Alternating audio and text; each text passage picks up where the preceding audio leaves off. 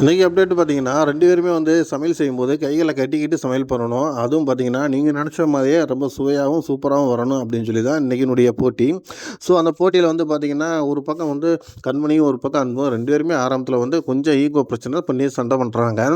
இதுதான் நல்ல சந்தர்ப்பம்னு சொல்லிட்டு வெண்ணிலா என்ன பண்ணிட்டாங்கன்னா, நடுவர்கள விட்டு பேச விடுறாங்க. "நீங்க சீக்கிரமா பண்ணுங்க, டைம் ஆயிரும்." அப்படின்ற மாரிலாம் கொஞ்சம் அவங்க மைண்ட வந்து கொஞ்சம் இது பண்ணணும், டீக்ரேட் பண்ணணும் அப்படின்றக்காண்டி பேச விடுறாங்க. ஸோ இதுக்கு இடையில வந்து அன்பு நிதானமா சொல்றாப்புல, "கண்மணி, இந்த இடத்துல வந்து நீ எனக்கு கொஞ்சம் கோஆப்பரேஷன் பண்ணேன்னா, கண்டிப்பா இந்த விஷயத்துல நம்ம வந்து சரி பண்ணிட்டு போயிரலாம். கண்டிப்பா வின்னுக்கு இன்னும் கொஞ்சம் தூரம் தான் இருக்கு." அப்படின்னு சொல்லிடுறாரு. அதுக்கப்புறம் சுதாரிச்சு கொண்ட கண்மணி என்ன பண்றாங்கன்னா, ஒரே மாதிரியா கோஆப்பரேட் பண்ணி அந்த சமையல பண்ணி முடிக்கிறாங்க. இடையில இடையில வந்து பார்த்தீங்கன்னா, நடுவர் வந்து ரொம்ப குழப்புறாரு. "டைம் ஆச்சு, டைம் ஆச்சு, சீக்கிரம் பண்ணுங்க." அப்படின்ட்டு.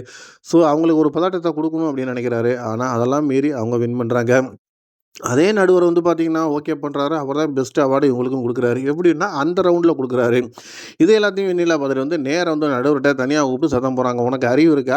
ஏன் இப்படி பண்ணிட்டு இருக்க? நேத்துலாம் நான் உன்ட்ட ரூவா குடுத்தேனே, ரூவா வாங்கி வச்சுட்டு நீ பாட்டு இப்படி பண்ணிட்டு இருக்க. இது நல்லா இருக்கா?" அப்படின்னு சொல்லி கேட்குறாங்க. "இங்கே பாருங்க மேடம், நீங்க சொன்னத நான் செய்யணும்னு செஞ்சேன்.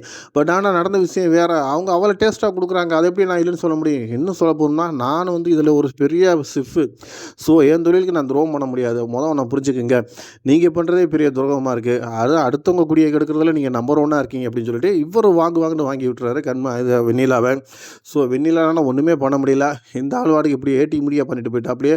ஒருவேளை இவர் வந்து மாட்டின்னு சொல்லியிருந்தா நாம வேற பிளான் பண்ணியிருக்கலாமே. இப்படி எல்லாமே சொதப்பலா இருக்குன்னு சொல்லிட்டு அவங்க ஒரு பக்கம் புலம்ப ஆரம்பிக்கிறாங்க.